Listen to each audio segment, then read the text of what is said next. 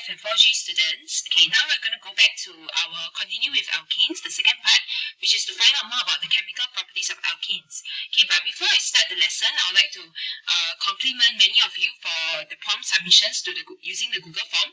Okay, for 4F, we have a total of 33 submissions. Okay, for 4G, we have a total of 17 plus 18, that's 35 out of 38 students who have submitted. Okay, so well done. There are only 3 of you who are still not trying your best to learn the Google form. Okay, but many of you actually, you do want to try and do want to learn. So that's something good, and hopefully you can continue to keep it up. Okay, so today I'm going to go through the questions that we have assigned you for homework. That's on page 54. Okay, I'm going to show you the answers for the drawing of the structural formula of alkanes. Okay, so I think that like what we mentioned previously, you need to take note that each carbon can only have 4 covalent bonds as shown in this diagram over here.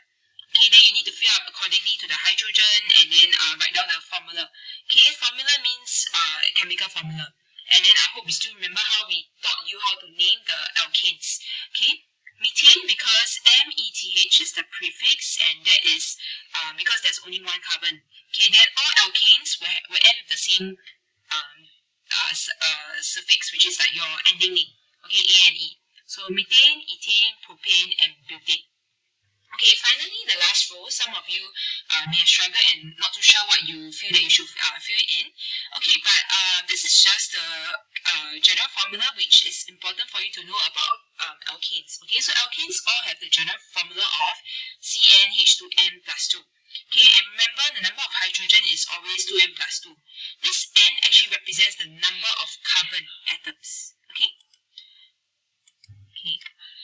Okay, so state 3 characteristics of alkane in the homologous series. Okay, so number 1, they have the same general formula, CnH2n plus 2. They also show a graduation in the physical properties such as the melting point, viscosity, and flammability. Okay, so now you might want to pause the video and think about it. What are the physical properties of alkanes as we increase the carbon atoms? Okay, so melting and boiling point will increase. Okay, viscosity will also increase because it is harder to flow when the size of the molecules increases, and the flammability will decrease. And that's because when there are more carbon atoms, produce more carbon dioxide, and therefore this will cause it to be harder it is harder for them to burn.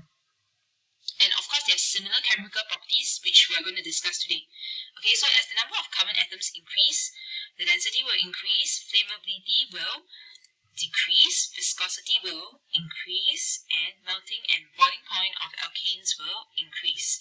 Okay, make sure you are very familiar with these physical properties because it is exactly the same trend for alkenes. Okay, so you just need to memorize once. Okay, today we're going to learn about the chemical properties of alkanes. There are only 2 reactions to remember. Okay, so not difficult. Okay, the first one, we have complete combustion. Okay, take note combustion means that I will burn with oxygen in the air. Okay, and I also require heat. Combustion means oxygen and heat. Okay, and what are the 2 products? Okay, it will always be carbon dioxide and water. Okay, so this means that even if I use ethane, I use propane, I will still have the same products. Just that I'll need to write you need to write down the correct formula for ethane, and then you need to balance the carbon dioxide and water. Okay, do take note again, ask yourself this question. When I say complete, what does it mean? Okay, complete means that there's excess oxygen. Okay, when I use the word incomplete combustion that we have learned from the previous topic in metals, okay, because of extraction, right? Incomplete combustion will then allow me to form carbon monoxide. So when I have complete combustion, okay, the products will always be carbon dioxide and water for alkanes. Okay, many of you are also struggling to write equations related to combustion. So one tip that I always tell my class is that we always balance the oxygen atoms last. Okay, so always remember this tip. Okay, what you can do is that you can write this down, carbon, hydrogen, and oxygen. Okay, then after that you try to balance carbon, and then hydrogen, and then finally oxygen. Always leave oxygen to be the last to balance. Okay, if you are actually keen to learn, what you can do is that you can pause this video, try to balance the equation using ethane or propane. Okay, so this is a good example to practice. Okay, and make sure you can still remember how to write the formula for ethane and propane. will require alkane to react with chlorine to produce a mixture of substituted alkanes and hydrogen chloride. Okay, so this looks very complicated, but you don't really have to know too much about the equations over here. What I would like you to focus on is actually UV light. Okay, I would like you to focus on the conditions that is UV light. Okay, can you please make sure you highlight this? Okay, so the conditions is very important. Okay, this means that the reaction can only take place if there is light. Okay, if let's say the question says that in darkness, okay, this means that there will be no reaction. Okay, so just need to remember that alkanes, they react with chlorine to give you substituted alkanes and hydrogen chloride. Okay, hydrogen chloride is also one of the products, and this experiment will require a condition of having UV lights. Okay, condition for a chemical reaction if I were to use an analogy, I would say that it's something like your temperature. So for example, if I want to bake a cake, okay, there's some conditions, right? Like I must use 170 degrees Celsius. I must make sure that the oven is not too hot or not too cold. So condition is just something that's required for the reaction to take place. Okay, and sorry, one more reaction that's called cracking. Okay, cracking, right, is just like breaking up. Okay, so basically there's large molecules are broken down into smaller molecules by a process called cracking. Okay, why is that so? Because many times the alkanes are of larger molecular size and they are not useful. So we want to make sure that they are cut and crack and break down into smaller chain of alkanes. Okay, so one example is something like this. Okay, so whereby I have this C12H28, it can break down to C7H16 and C5H12. Okay, so this will give me two different alkanes. Okay, and the condition is you require heat with or without catalyst. Okay, now you may pause this video and you can go straight to do the questions over in testing for your understanding 15.3. This is 15. I can't remember this. Sorry, I cannot remember this page. But please go ahead and do first before you check the answer with my video. Okay, let's take a look at question 1. Okay, question 1 shows me that a methane is placed here. Okay, there is cold water here, and then there is heat. Okay, passing through. Okay, there's presence of air. Okay, what exactly is this reaction about? Okay, let's take a look first. Draw the structural formula of methane. Okay, by now you should know that methane has a formula of CH4. Okay, because CnH2n plus 1. CnH2n plus 2. That means that when there's one carbon, I have 4 hydrogen. Okay, make sure you have drawn your structural formula to be like this. Okay, so now let's take a look at this setup and try to predict what exactly is this reaction. Okay, so we have learned that there are two reactions. One is two main reactions. One is combustion. Second one is substitution. Okay, substitution you require UV light. Okay, because this question didn't mention there's UV light. And second, they also didn't mention that there's chlorine. Okay, there's no chlorine drawn here, right?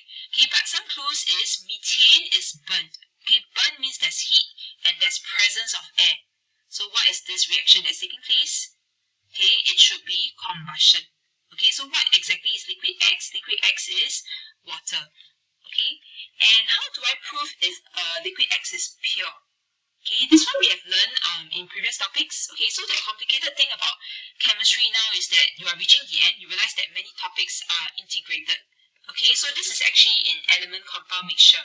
You should know that if a substance is pure, it needs to have a fixed melting and boiling point. Okay, so in this case, you can just say that I can determine the boiling point, and if it boils at a fixed temperature, it is a pure liquid.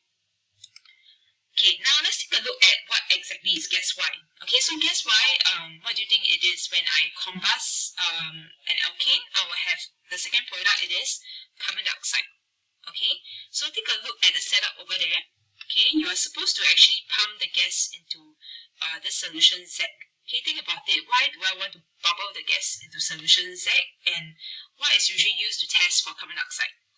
Okay, I hope you know that it is calcium hydroxide, or you can just say lime water. Okay, so describe the change. Okay, when you bubble a carbon dioxide into lime water, okay, what precipitate is formed in lime water? Okay, I just want to repeat and emphasize precipitate, spell it correctly, and lime water, make sure you did mention where the white precipitate is formed. Okay, especially in this question, when it is very unclear because there are different solutions. Okay, so please take note of the keywords. Okay, and also I would like to highlight that when the question say name, you're not supposed to write CO2. If you have written your answer to be CO2, please give yourself a cross. Okay, always read the question carefully, whether is it naming or whether is it asking to write a chemical formula. Okay. Okay, part D. Methane reacts with chlorine to form chloromethane. The equation for the reaction is shown below. Okay, what exactly is this reaction? Okay, the answer is substitution. Okay, just now I forgot to emphasize and I'd like to share a bit why is this considered substitution. Okay, because if you take a look carefully at this equation, okay, what happens is that one of the hydrogen, okay, is being substituted by a chlorine, as you can see. Okay, if you were to draw out the chemical, the structural formula, you see that actually CH4, one of the hydrogen is replaced by chlorine. Okay, let me just show you using the slide that we have previously. Okay, so let's focus on this part of this reaction. Okay, so can you see that actually what happens is that if I show you what is this is the example of chloromethane. So initially there was 4 hydrogen, right? So one of the chlorine has replaced the hydrogen over here. Okay, so this is what I mean by substitution. Something like when you're playing basketball or like soccer, then one of your friend is down, you need to get someone to sub you. Okay, so that's what I mean by substitution. Okay, if there are no questions, we are going to move on to question 2. Okay, question 2, I will have to stop here first. Please refer to the next video for question 2.